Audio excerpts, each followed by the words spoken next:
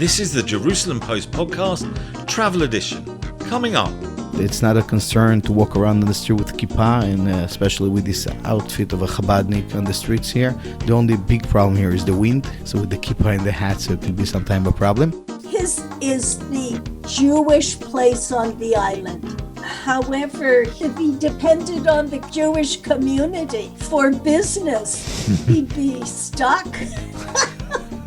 In November of 2016, I did a Google search for Caribbean islands that had a bridge club and a synagogue. Those were my criteria. So sit back and enjoy the trip with David Harris and Mark Gordon. Happy birthday to me. Yet again. It was such a good party last time, I thought we'd do it again. So our 100th episode really got such rave reviews that we decided we'd do another 100th anniversary podcast, but it's going to be our 102nd episode. I thought it was because we couldn't get away from work, so we just sat here again. We realised that we'd done generic places that we've visited and occasionally mentioned Jewish things within, but we figured it would be really nice if we actually paid tribute, since this is the Jerusalem Post, to some of the very special interviews that we've done where Judaism is the central theme. I've got an idea too. Go on. Since you can listen to the podcast on Apple or Spotify, along with great music, why don't we provide our own great music from podcasts gone by? What, all Jewish? Anybody who was desperate enough to sing for you and me. No, that's not true. There are a lot of people who, along the way, when we've interviewed them, have had musical instruments nearby, and we've said, go on, give us a song. And they do. They play a nice tune. So what we're going to do is we're going to take you to Jewish communities in places where you might not think Jews have a community. And in between, we're going to mix in some of our guests who've played Jewish music for us. Discover the future with Inside Israeli Innovation. I'm Eve Young from the Jerusalem Post, bringing you exclusive insights from Israel's top innovators. Each week, we dive into the latest trends in tech, business, and beyond with interviews from the brightest minds in the industry. Whether it's cutting-edge startups or revolutionary tech breakthroughs, Inside Israeli Innovation is your front row seat to the startup nation. Subscribe now on your favorite podcast platform and stay ahead of the curve. Inside Israeli Innovation, where innovation meets inspiration. So I think we should do a top 10, David, but not in any particular order, because some of them might get upset. So what, 5 interviews and 5 songs? That sounds sensible. Okay, where do you want to start? Because it's winter time. Let's start somewhere wintry. What have we got, David? Utah? No, you tell me. Oh, dearie me. I've actually been to Utah, not in the winter, but it was still absolutely stunning. The mountains all around, covered in snow. I rented a car, just drove myself up into the mountains and breathed this fresh air. There's also a rabbi who encourages people to go skiing just before Shabbat. I remember when we did our first Christmas special, we went to Utah to the Har Shalom congregation, and we spoke to Rabbi David Levinsky about his ski minyan. Every Friday at Deer Valley, which is a resort here in Park City, we have Kabbalat Shabbat services in a cabin that's halfway down a ski run. So literally the only way you can get there, well, I guess you could have them snowmobile you up, but that would be rather indignified. But the only way to get there is literally to ski down a ski run. You can't be a beginner. It's a blue run, not a green run. If you are an intermediate skier, you're absolutely welcome to come and daven with us any Friday afternoon. We get people from all over the world. There's usually a small number of locals, of congregants, 1, 2, or 3.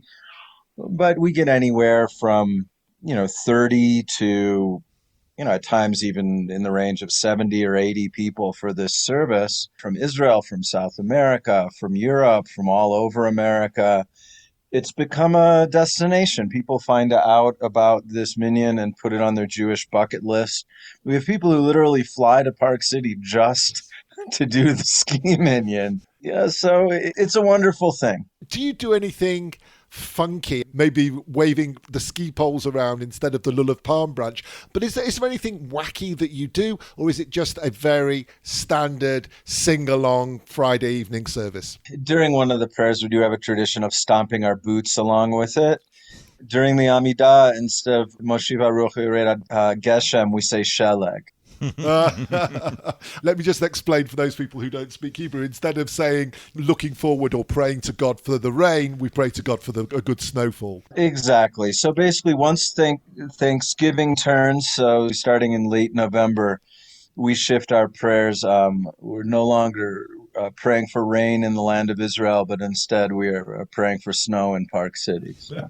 When you applied to become the rabbi of the community, did it say must ski on the job advert, or have you learned on the job? It did say must ski. I had to ski and I had to play guitar. I had the those were literally in the job description. It's a Reform congregation. They don't have a chazan. They don't have a cantor. So of course I needed to play guitar. I had the guitar handled. I knew how to do that, but I had never skied. I was a skateboarder since I was 15, so I just thought to myself, like, I have a positive relationship with gravity. I'll be able to figure this thing out, and it has worked out beautifully. I very much enjoy skiing. How much of this is gimmick to put you on the map? Is there something deeper at play here? Are we getting in touch with nature? What's the root of all of this? Yeah, I mean, I didn't start the service. The previous rabbi, Josh Aronson, did. So, he would have to, tell you, why he started it. What I will say is that most people who live here because they do feel a profound connection to the natural world, and their spiritual life, their religious life, and their religious experiences are very much connected to time that they spend in nature, and more specifically on the mountain. Most of us don't live on the mountain. We live next to the mountain. I can look out my window and see it, but I'm not actually on it. And being on the mountain is a profound spiritual experience. And so to be able to connect that spiritual energy that they feel when they are on the mountain, so to speak, and to bring some Yiddishkeit into it, to bring some Jewish religiosity into it. I think that's why we have so many people that come for this service, is that they have those two things in separate boxes in their life. They're Jewishly committed and they love the mountains. And then they find out there's a way that they can do both. The connection of the two is really where something unique and special happens. In a fairly recent podcast, we travelled to Thessaloniki in northern Greece, and there we met a wonderful tour guide by the name of Hella Cuneo Matalon. She showed us around all the interesting Jewish sites of Thessaloniki, of which there were plenty, her hometown, her family's hometown, a community that dates back possibly to the time of Alexander the Great. One of the places she took us was to the Monastir Synagogue.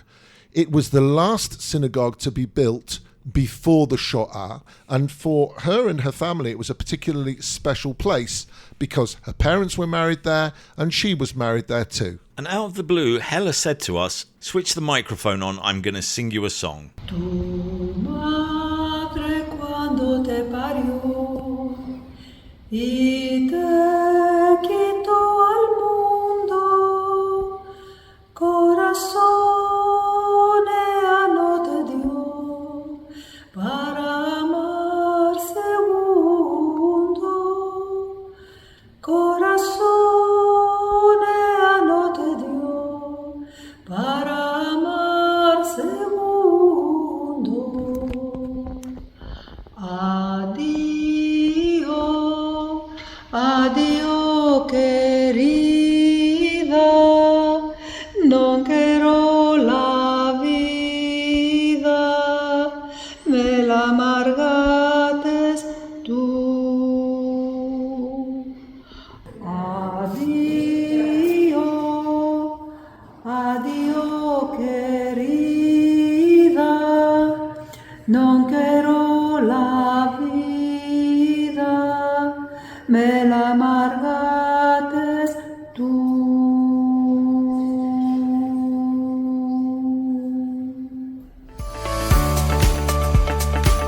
This is Mark Gordon from the Jerusalem Post Podcast Travel Edition. Find us on Facebook, Instagram and Twitter at MarkDavidPod or mail us at markdavidpod@gmail.com. The rain in Spain stays mainly on the plain, but the water in Mallorca don't taste like what it ought to. That's a London thing, isn't it? And you did it without the Londony Cockney accent. Yes, Mallorca. Do it with a Cockney accent. The rain in Spain stays mainly on the plain, but the water in Mallorca don't taste like what it ought to. Surprisingly enough, in the 21st century, there is a revival Jewish community on this island off the east coast of Spain. We spoke to a filmmaker that relocated from America to Mallorca to make a film about the community's hidden Jews.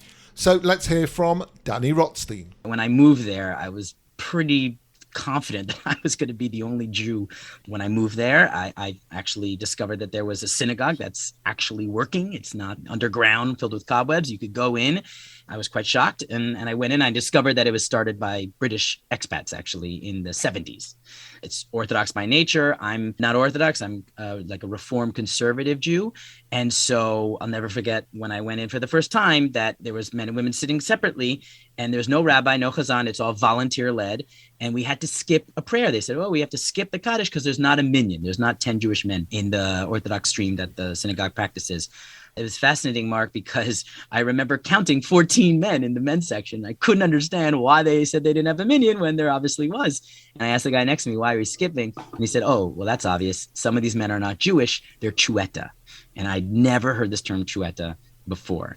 And I would start learning about it, reading about it, watching films, and then speaking to people who are chueta, and which means that they are Catholic descendants of the Jewish conversos of the island. And so this film explores kind of my learning about who the chueta are, doing interviews with them, about some of them returning to the faith, and now their inclusion in this predominantly expat community, and how the conflicts that come from that. You know, how do people come to a community not having grown up with Judaism, but are now becoming the leaders of this community? So it really talks about Inquisition, history, revival, community, family, but most of all, identity is what I would say the film talks about. From a tourist's perspective, what is there to see of that history of the Jews and the subsequent generations of these folks who were somewhere between Catholicism and Judaism? The short answer is very little, because you have to understand the Inquisition was very fierce on this particular island. The Inquisition was created in the years 1488 and was only abolished, David, in 1834. So we're talking about 400 years of real persecution. We know where the synagogues used to stand, but now there is a church, for example. We know where a mikveh might have been. Even the Casa Negra, the Black House, the headquarters of the Inquisition, where all the torture happened and the secret prisons, even that building does not exist anymore, because they really tried to almost erase this, dark, awful blemish on the history there.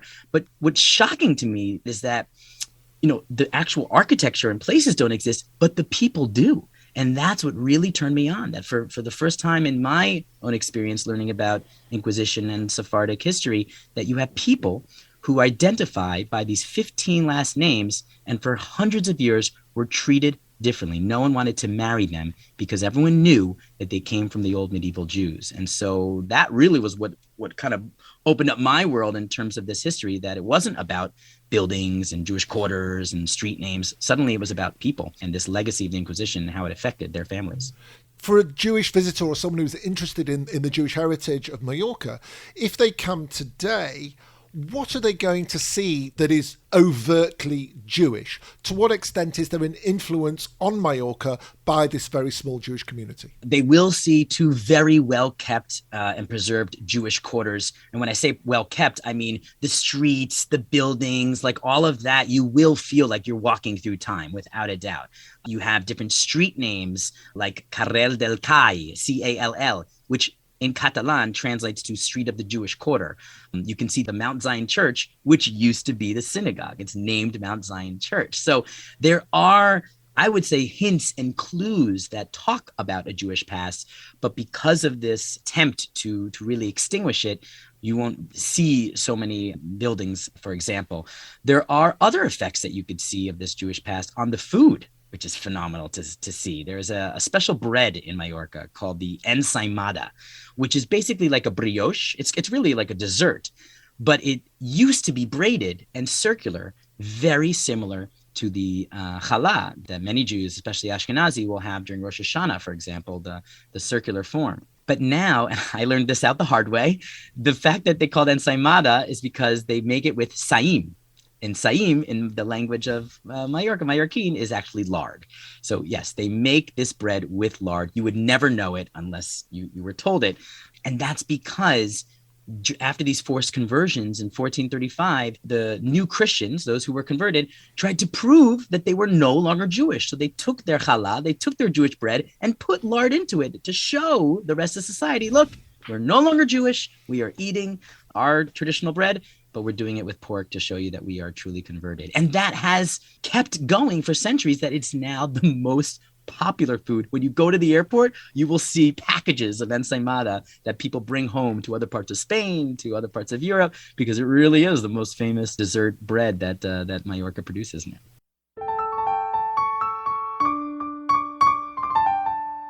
Let's head now from the old Jewish world to the new Jewish world. In fact, about as far west as it's possible to go, to Victoria in British Columbia. This is not a Jewish community in Hawaii. That's further west. Shut up, Mark. Okay, fair point. Let's talk about mainland the Americas. When we first started the podcast in 2021, we went to Victoria, British Columbia, and met Gary and Amber from the Congregation Emmanuel, who also double as a band called Couscous. Oh, say shalom imrama. Oh, yeah, say shalom aleinu. Ve'akol Yisrael. Ve'akol yishmetevem. Ve'imru, amen.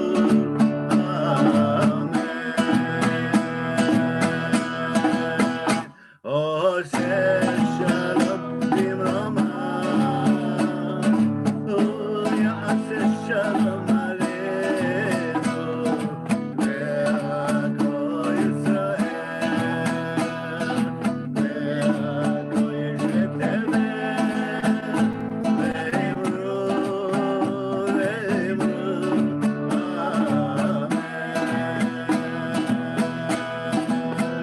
Opa,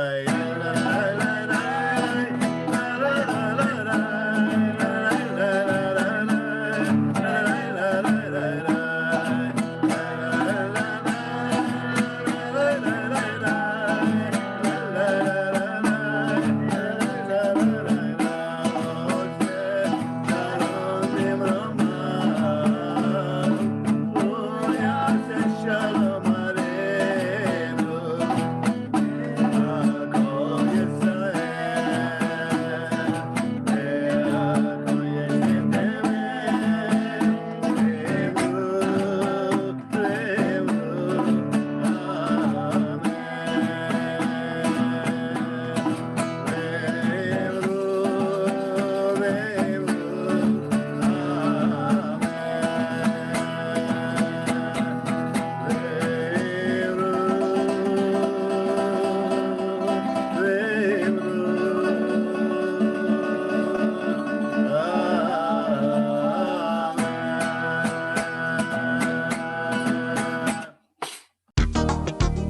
Outside of Buenos Aires, where would you recommend visiting? Tell us why you've got a passion for Jewish history as an author. Is there something unique here that you won't see anywhere else in Georgia or even the world? Why on earth would you take this incredible boat and launch it in Israel, of all places? Has David Hasselhoff been to the David Hasselhoff Museum? You're listening to the Jerusalem Post podcast travel edition with Mark Gordon and David Harris.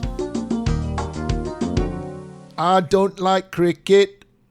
Oh no, Oh no. I love it. Oh yeah. Barbados. Where would you go to find a game of cards? How far would you relocate your life?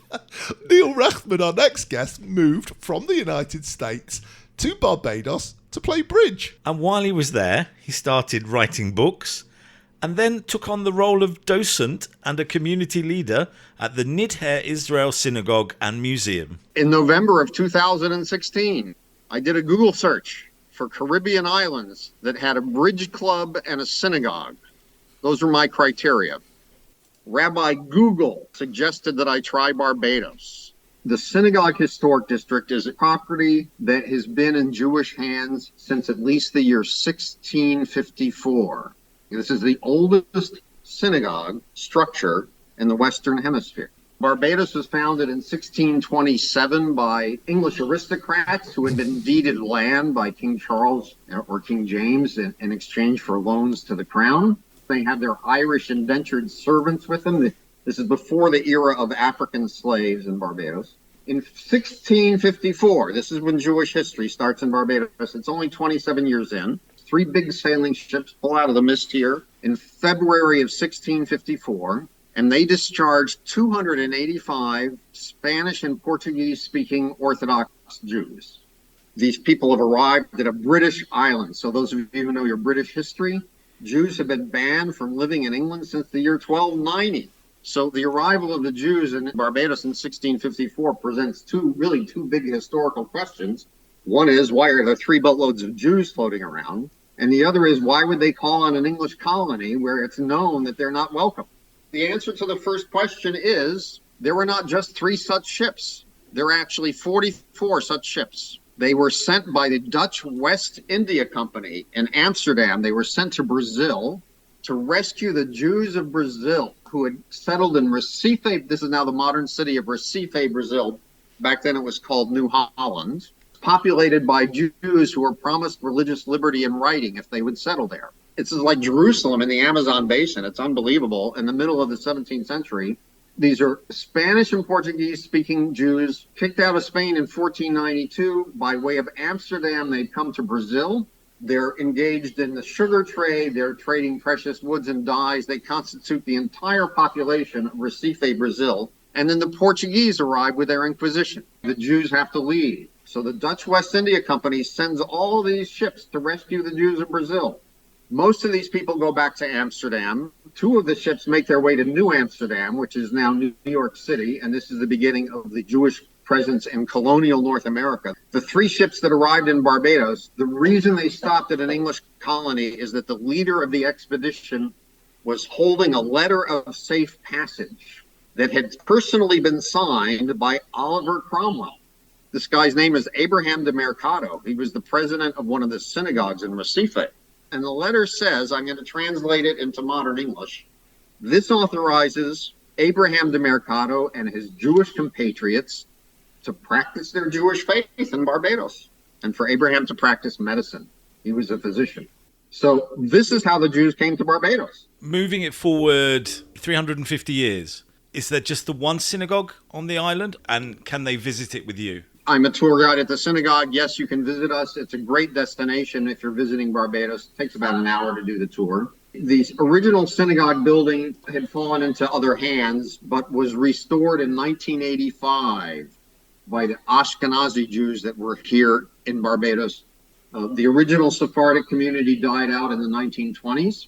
Ashkenazi Jews arrived in the 30s, and then their grandchildren saved the synagogue in 1985. So that's the place you would visit now.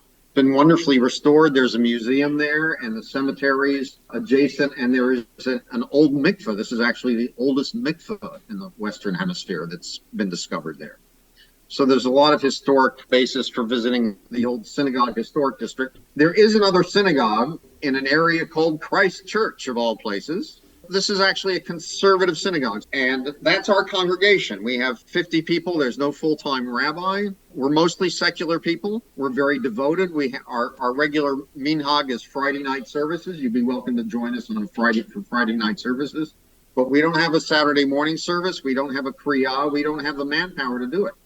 During winter months, The island of Barbados, the population doubles. And we have a lot of Jewish tourists who come here, and our minyan increases tremendously. So visit us at Hanukkah time, where we might have 100 people in the historic synagogue. It's a wonderful event. Krakow hosts one of the world's best Jewish culture festivals every summer. Mark and I were lucky enough in 2024 to make the pilgrimage to the old Jewish area, the Kazimierz district, which was once purely a Jewish town, but has now been swallowed up by the modern city of Krakow. Having visited Krakow in 2023... And 2022 and 2021... You say it like it's a bad thing. No, it's amazing. It's beautiful. We've now been between us numerous times over the last 3-4 years. We met the organizer and founder of the Jewish Culture Festival, Janusz Makusz, and he said, come back in the following summer and see a festival live and direct. While we were interviewing him during the festival, a whole slew of people came through the Cheder, which is a gorgeous cafe, a former Bet Midrash, and the place which is the focal point for the festival. And while we're sitting there, a mum, a dad, a baby, and a grandma walked in. Janusz, being a macha, which is also the name for the volunteers at the festival, introduced us and said, you must come to Kabbalat Shabbat and listen to this duet play. They were called Mayan Belzitzman and Matan Efrat, and this is some of the most beautiful Jewish music I've ever heard.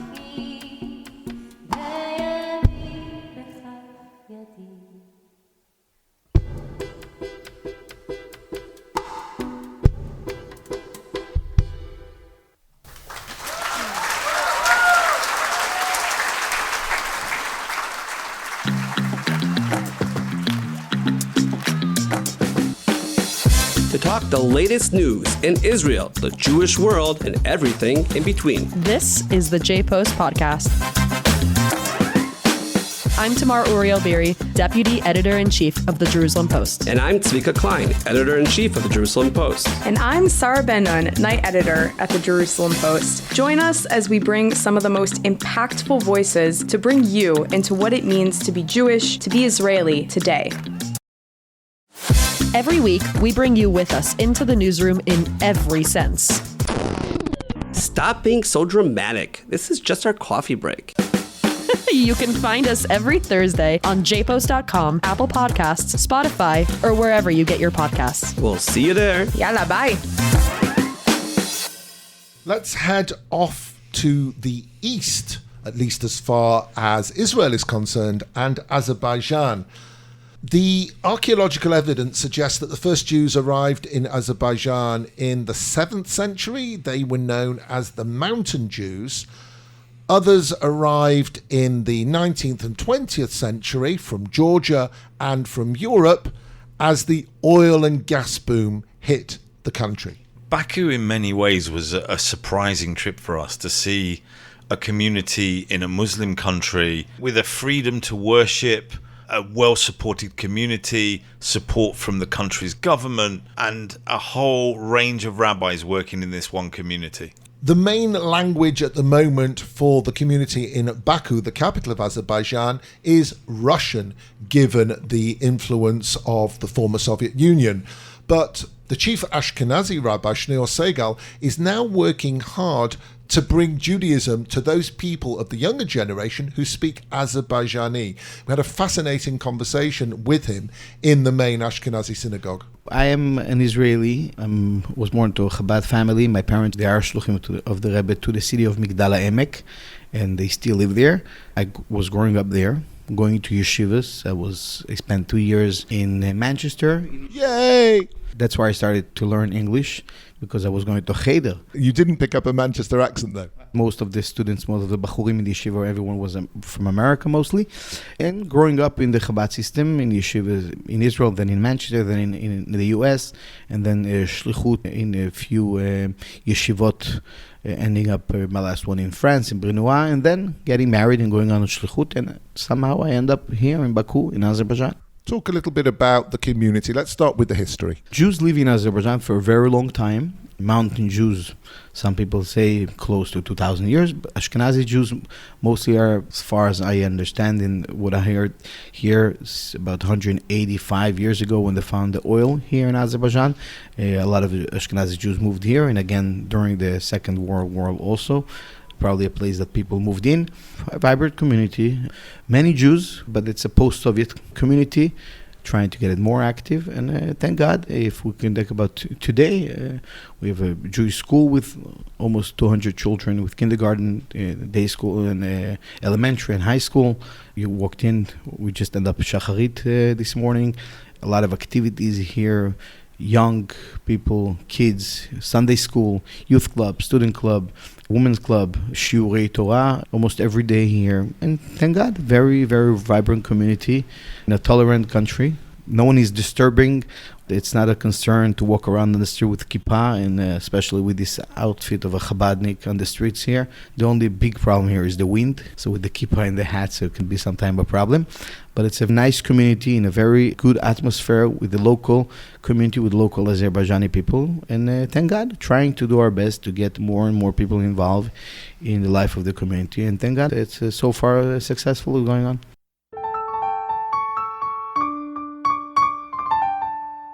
In episode 100, we picked our favourite destinations, and one of my favourite destinations was my family's hometown of Konin. David also was lucky enough to visit a hometown of part of his family. It's what used to be known as Libau or Liepaja. It's one of the main port cities in western Latvia.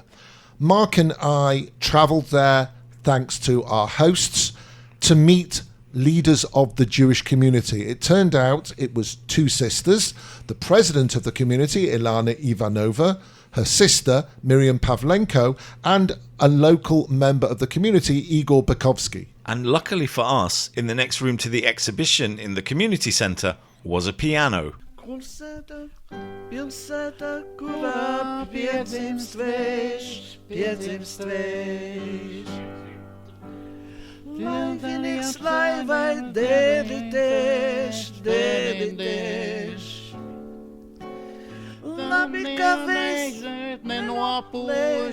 Pilsētā, kurā piedzimst vējš, pilsētā, kurā piedzimst vējš.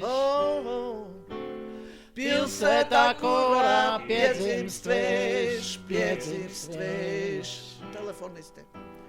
Telefonisti stabos sēž. Labi, ka viņš viņus nenoplēš. Pilsētā, kurā piedzimst vējš, pilsētā, kurā piedzimst vējš. Oh yeah. Hi, this is David Harris from the Jerusalem Post podcast Travel Edition.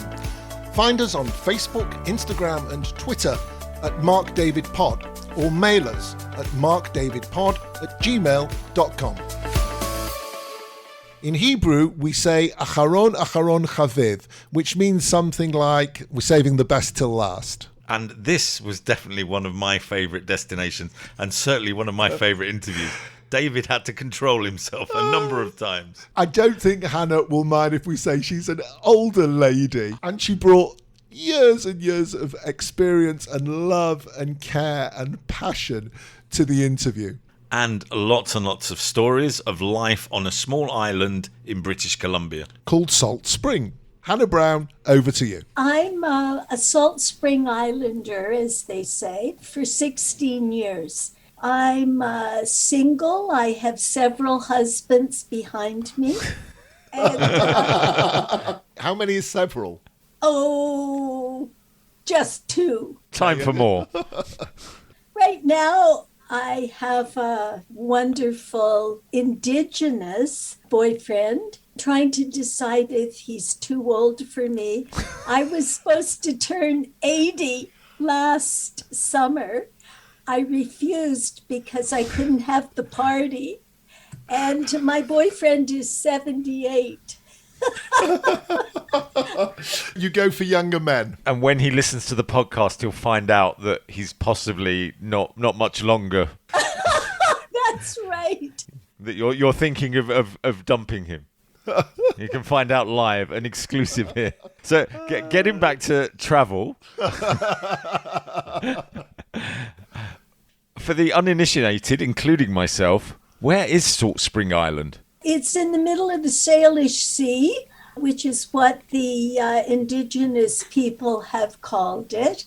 It is off of the coast of British Columbia.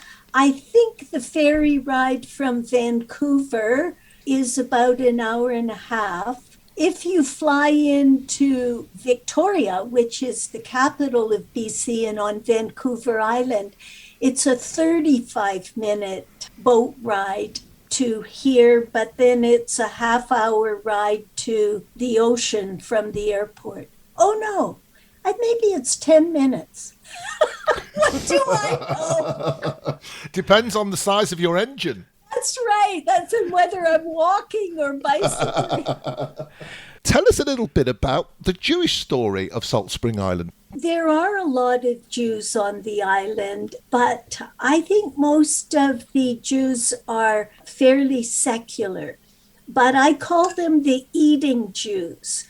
They like to come and eat, and they like to come for Jewish holidays. It's never a problem to get together a group of Jews for Shabbat or Passover or whatever. I never used to consider myself secular in Toronto. I started a very interesting synagogue with 4 other people called the Neriver. It's a very popular synagogue in Toronto. And we daven traditional Orthodox egalitarian, so women lead the services as well. So having said that, there's no synagogue out here and people who want to have a synagogue. I Googled Jewish and Salt Spring Island, and I think the first 5 answers were all about salt beef, because there's a place called Buzz's Luncheonette, I believe, on the island. Yeah, and he just opened it, I think, 2 years ago. He's so funny. His is the Jewish place on the island. I mean, it's so Jewish. It's wonderful. However, he says if he depended on the Jewish community for business, he'd be stuck. Anyway, some of us have started meeting there at 4:00 on a Friday afternoon. We call it the Shul Gathering. And we sit outside of Buzzy's now that the weather's nice and we schmooze. I just want to finish with one more thing. Can you tell us what is written on, I think it's a door behind you? Oh, yes. It says life.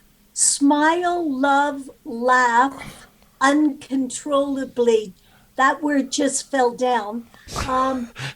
Slowly, truly, break the rules and kiss and never regret. Hannah Brown, if I wasn't married myself, I'd be chasing away your indigenous 78-year-old and taking you for myself. It's all right. There's a vacancy coming later in the year. Thank you for your time. Thanks, Hannah. Thank you. Before we finish this podcast with one last beautiful song, a few thank yous. Oh, who are we going to thank? Thank you, David, for doing all the editing on this. Yeah, right. It's been fun. Okay, let's do this very quickly. Rabbi David Levinsky, Danny Rothstein, Neil Rachman, Rabbi Shneur Segal, Hannah Brown, Hella Cuneo Matalon, Amber Woods, Gary Cohen, Mayan Belzitzman and Matan Efrat, Elana Ivanova, Igor Bekovsky, Miriam Pavlenko, and... We're going to say thank you now to Terry Hall and Mikkel Hilton from Jamaica, but more about them in a moment. If you like this podcast, please give us a 5-star rating on your podcast provider, in Google, anywhere you can find somewhere to write nice things about us, please do. Send us a letter because we want to be loved.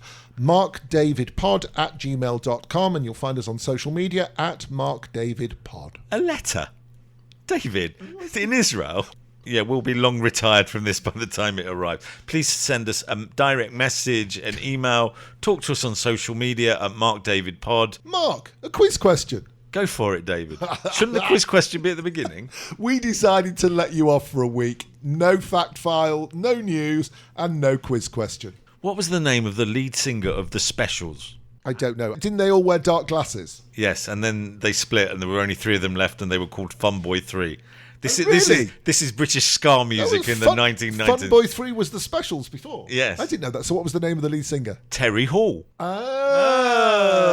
We're going to leave you in Jamaica. We spoke with Terry Hall, who was one of the leaders of the community, and she introduced us to Mikkel Hilton, who is cantor at the United Congregation of Israelites in Jamaica. Oh, another fun fact. I think ska music, The Specials, ska music came from Jamaica. Thank you very much. Ladies and gentlemen, have a wonderful 2 weeks. We'll see you on the next episode of the Jerusalem Post Podcast Travel Edition. But here we go. Mikkel Hilton, lead us out of the show. Adon Olam, Hashem Alach, B'terem kol Yesir nira, Le'et nasa, B'chefso kol, Azai melech shemo nikra, Adon Olam, Hashem Alach, B'terem kol Yesir nira, Le'et nasa, B'chefso kol, אזי מלך שמו נקרא, ואחרי יתלות הכל, לבדו ימלוך נורא, והוא היה, והוא הווה, והוא יהיה בדברה, אדון עולם אשר מלך, בטרם כל יסיר נברא, לעת נשא וחפצו כל, אזי מלך שמו נקרא. והוא אחד ואין שני, להמשילו להכבירה בלי ראשית, בלי תכלית, ולא העוז והמזרח, אדון עולם אשר מלך, בטרם כל יסיר נברא, עת נשא וחפצו כל, אזי מלך שמו נקרא.